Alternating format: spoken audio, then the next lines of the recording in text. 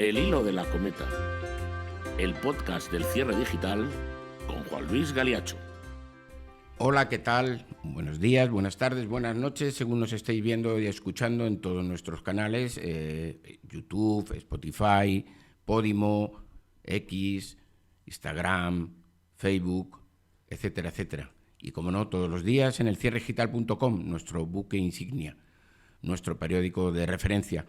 Otra semana más aquí, en el hilo de la cometa, ese podcast que cada día va tomando más potencia y más seguidores. Ese podcast, el hilo de la cometa, que cuenta lo que otros quizá no se atrevan a decirles. Pero nosotros sí, aquí en el cierre digital. Y esta semana, como no, tenemos que hablar del 10º aniversario de la coronación del rey Felipe VI y de su mujer Leticia Ortiz.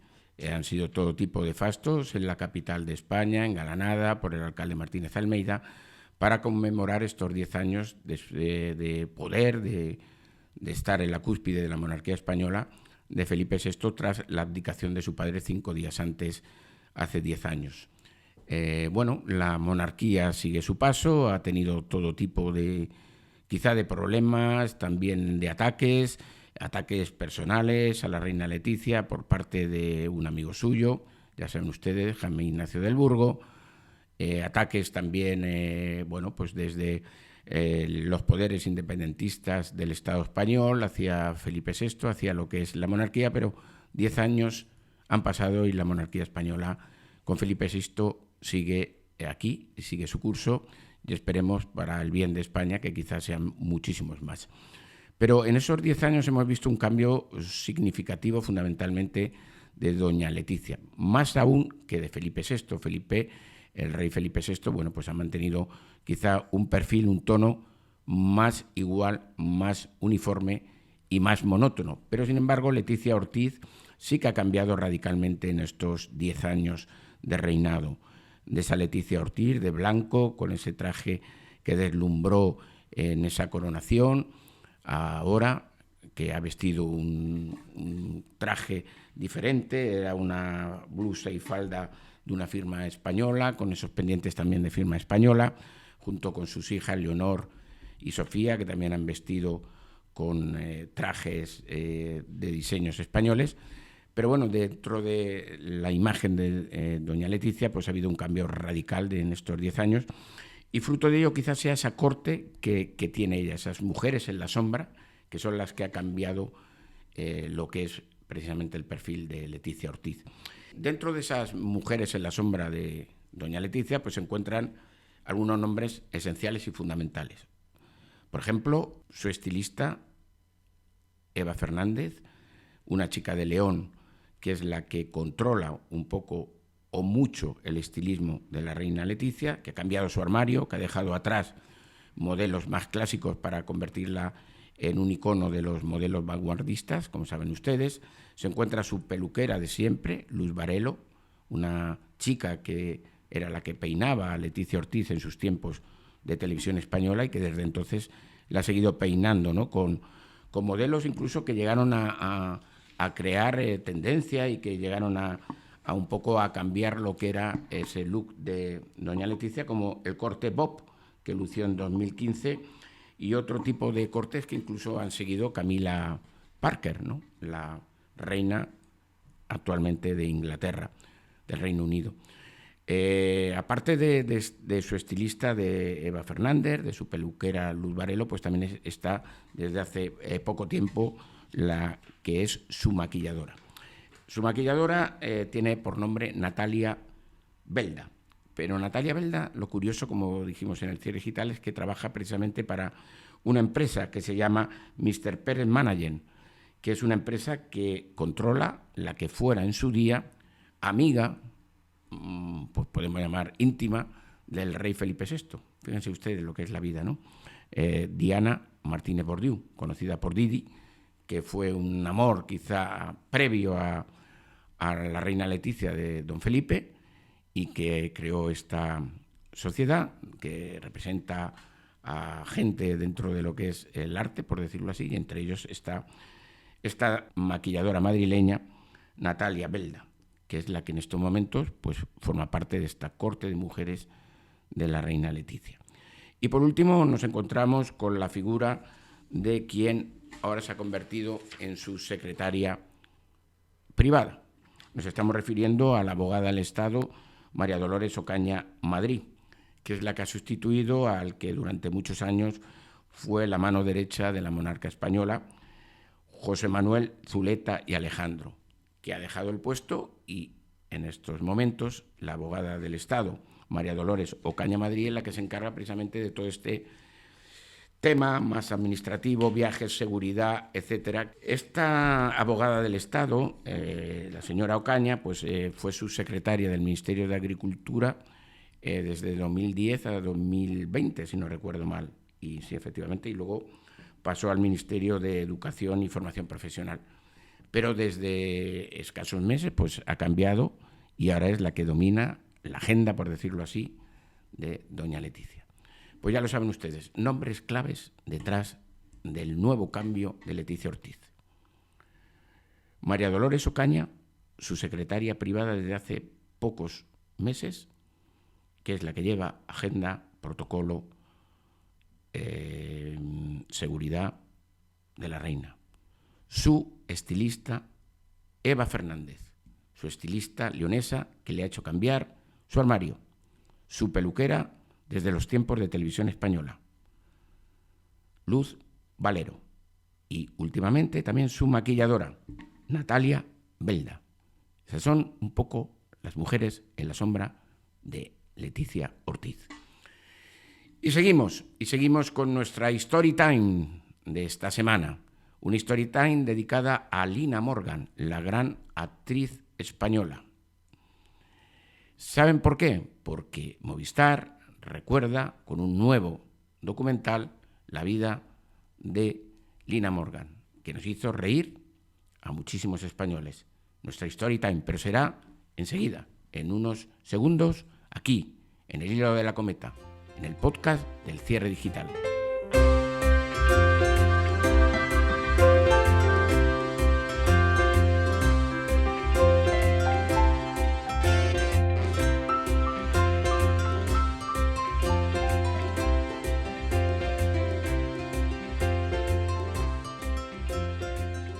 Seguimos aquí en el Cierre Digital, en su podcast favorito, en el hilo de la cometa, en todos nuestros canales, Spotify, YouTube, Podimo, X, Instagram, etcétera, etcétera.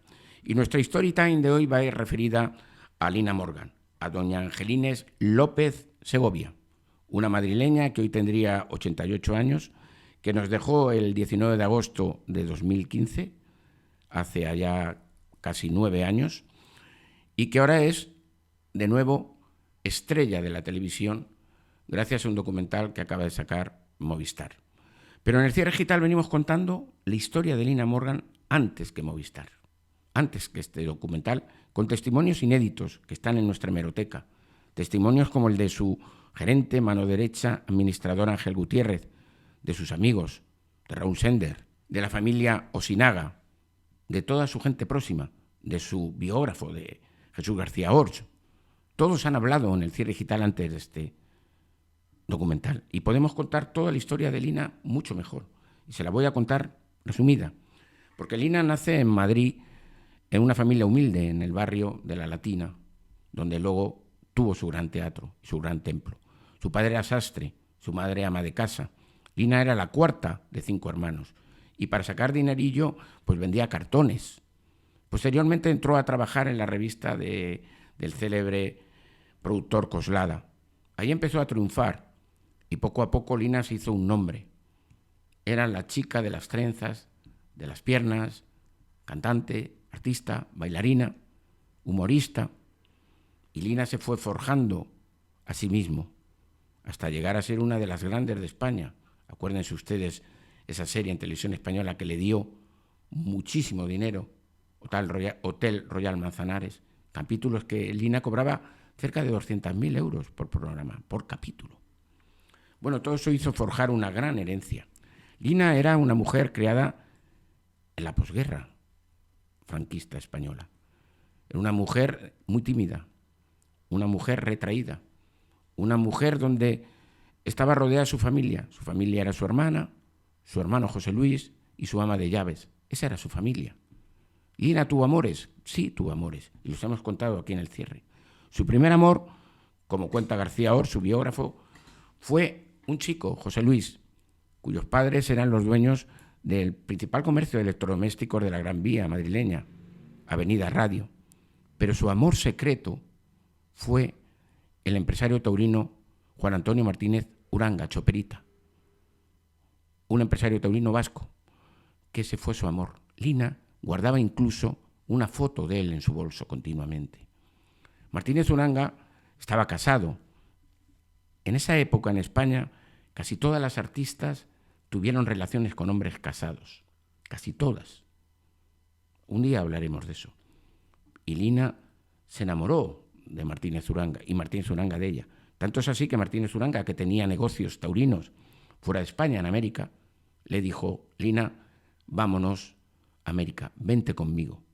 Y Lina le dijo: no, Juan Antonio, no, porque el día que tú tengas que volver porque te necesiten tus hijos, alguno enfermo, el día que tengas un bautizo de tus nietos, tú volverás y yo me quedaré allí. Y yo lo quiero todo, no solo quiero una parte. Y al final esa amistad se rompió, pero Lina siempre la tuvo, tanto que mantenía la foto de Uranga, de Choperita, que todavía vive, en su bolso. Ese fue su gran amor después de su primer romance con este chico José Luis. De Lina también se han contado cosas sobre su fortuna, sobre su herencia. Fíjense ustedes, Lina era una mujer que tenía prácticamente todo lo que era su potencial económico en joyas, en lingotes de oro y en abrigos de pieles. ¿Saben por qué? Porque ella siempre le decía a sus amigas: es que como vengan los rojos otra vez, nos van a quitar todo. Por eso yo lo tengo para podérmelo llevar.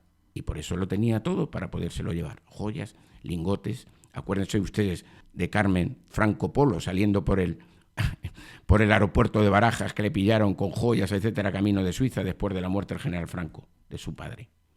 Pues esa gente de la posguerra, como Lina, mantenían eso porque creían que podían venir los rojos otra vez, así le llamaban, es decir, los comunistas, y le podían quitar todo. Y lo tenían eso. Y luego tenía su templo, como era el Teatro de la Latina, que vendió en 2011 por cerca de 7 millones de euros a la empresa catalana Focus. Después de que incluso Cerezo, el presidente del Atlético de Madrid, también quiso ese teatro, pero al final se lo quedó Focus, su templo. Lina, después de morir su hermano José Luis, pues se quedó prácticamente sin nadie. Su hermana murió, su ama de llave murió, y se quedó como fiel escudero quien era su chofer, Daniel Pontes, que fue el heredero universal de Lina. Pero Daniel Pontes no entró en la vida de Lina hasta 1984. ¿Y saben por qué y cómo? Porque era el taxista de confianza que siempre, todas las noches, llevaba a la madre de Lina desde el Teatro Latina a su casa. Posteriormente entró como secretario de su hermano José Luis y como su conductor. Y después, a la muerte de José Luis, entró a formar parte del séquito de Lina Morgan. Y de ahí a ser su heredero universal, a ser la persona que fue señalada por los amigos íntimos de Lina, Sender, Osinaga, etcétera, etcétera, como la persona que había secuestrado a Lina en sus últimos meses de vida, cuando estuvo, vamos a poner así, no sé cómo decirle la palabra, si encarcelada, o estuvo recluida, o estuvo apartada en una clínica de monjitas en el centro de Madrid, en concreto en la zona del Retiro, muy cerca de donde ella vivía. Allí tenía su casa, una casa de 300 metros cuadrados, que fue una de las cosas que sí que dejó en herencia. Su única propiedad, la casa del Retiro, no tenía más.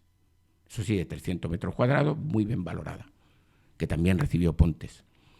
Bueno, pues le señalan a Pontes como la persona que secuestró, entre comillas. Pontes siempre lo niega, y nosotros lo vamos a contar en el cierre digital esta semana en una entrevista exclusiva que tenemos con el biógrafo, con García Ors, en el que cuenta un poco el papel de Daniel Pontes, el heredero. Pero ¿saben ustedes otra cosa? Parece ser que Pontes a día de hoy todavía no ha cobrado la herencia, o no ha recogido, o no ha admitido la herencia de Lina Morgan, que son aproximadamente, eran 7 millones, aunque algunas fuentes decían que en cash, en líquido, no había más de 2 millones, pero había de todo más. no lo duden ustedes. Y una parte de esa herencia sí que fue también al padre Ángel, que acaba de volver otra vez a la guerra informativa después de su operación de hernia, que había preocupado a mucha gente y ha anunciado una ciudad de vacaciones, etcétera. Pues una parte de la herencia de Lina fue al padre Ángel. Pero la grande a Daniel Pontes. Y no lo ha cobrado, ¿por qué? Porque tiene que pagar un impuesto de transmisiones, un impuesto de sucesiones. Y claro, al no ser familiar directo de Lina, pues hay que pagar.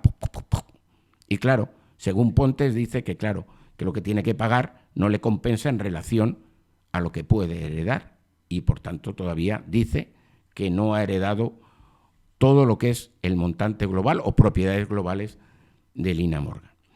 Detrás de la vida de Lina Morgan existe la vida de una persona que no fue feliz, retraída, íntima, con graves problemas personales. Fíjense ustedes que cuando muere su hermano José Luis, que muere de SIDA, lo sacan en el ascensor para que nadie viera cómo salía el cadáver de José Luis y que nadie se enterara que había muerto por SIDA. Eso era Lina, los prejuicios de aquella etapa, los prejuicios de esa época de la posguerra española. Y en eso se crió. Y luego, bueno, pues como digo, con un ambiente familiar muy interno, muy cercano, muy estrecho, que fue lo único que tuvo.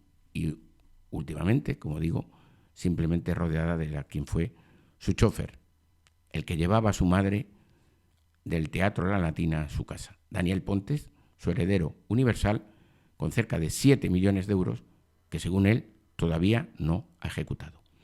Y esa es la historia que van a ver en documental de Movistar, pero que aquí, en el Cierre Digital, se la hemos contado desde hace ya varios años y seguiremos contándola. Esta es nuestra Story Time de esta semana. Y cómo no, la próxima estaremos aquí, ya para cerrar temporada, para cerrar una temporada que creemos que ha sido muy exitosa para el Cierre Digital y para nuestro podcast, El Hilo de la Cometa. Ese podcast que cuenta lo que otros no se atreven a decir. Y volveremos la semana que viene para cerrar ya temporada, pero aquí estaremos. Y ya les digo, va a haber sorpresas. El próximo jueves se las voy a anunciar. No se lo pierdan. El Hilo de la Cometa, su podcast favorito. Que pasen buena semana.